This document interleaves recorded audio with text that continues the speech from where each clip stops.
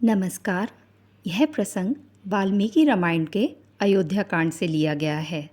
बात तब की है जब भरत श्री राम जी से चित्रकूट में मिलने आए। भरत ने राम जी को राजा दशरथ की मृत्यु का दुखद समाचार सुनाया। भरत के दुखद वचन राम जी को वज्र के प्रहार जैसे लगे और वे वन में कुल्हाड़ी से कटे वृक्ष की भांति पृथ्वी पर गिर अचेत हो गए।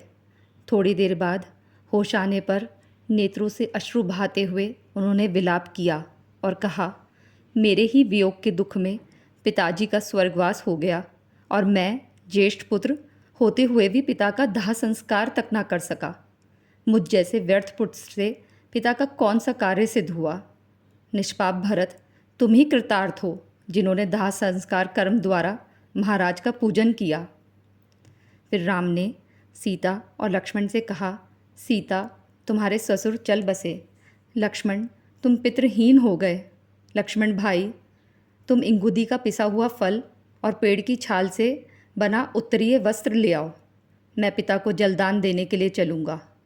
सीता आगे चले, उसके पीछे तुम और तुम्हारे पीछे मैं। शोक काल में यही परिपाटी है। फिर श्री राम मंदाकिनी नदी के तट पर पहुँचे। मंदाकिनी में उतरने के बाद उन्होंने जल से भरी अंजलि लेकर दक्षिण दिशा की ओर मुख करके रोते हुए कहा, मेरे पूज्य पिता महाराज दशरथ, आज मेरा दिया हुआ यह निर्मल जल आपको पितृलोक में अक्षय रूप से प्राप्त हो। इसके बाद वह जल से बाहर आए और भाइयों के साथ मिलकर पिंडदान किया। इंगूदी और बेर के गूदे को मिलाकर पिंड बनाया और कुशा के आसन पर रखकर रोते हुए बोले, हे महाराज, प्रसन्न होकर यह भोजन स्वीकार कीजिए। यही हमारा वन का आहार है। मनुष्य जो अन्न खाता है वही देवता भी ग्रहण करते हैं। आज का प्रसंग तो यहीं समाप्त होता है, पर हमें एक बहुत सुंदर जीवन का ज्ञान दे जाता है। श्राद्ध जो श्रद्धा से किया जाए उसे श्राद्ध बोलते हैं।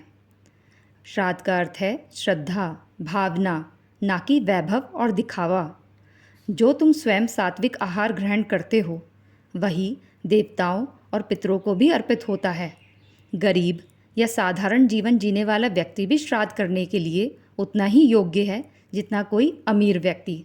अगर कोई कहे कि सोना चांदी से करो, इतना पैसा खर्च करो तभी श्राद्ध या पिंडदान पूरा हो पाएगा, तो यह केवल आडंबर है।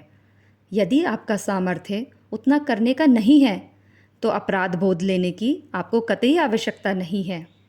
जैसा श्री राम जी ने बताया कि जो सात्विक आहार आप स्वयं ग्रहण करते हैं वही देवताओं को भी अर्पित होता है। इसलिए श्राद्ध अपने जीवन स्तर और सामान्य जीवन शैली के अनुसार करिए।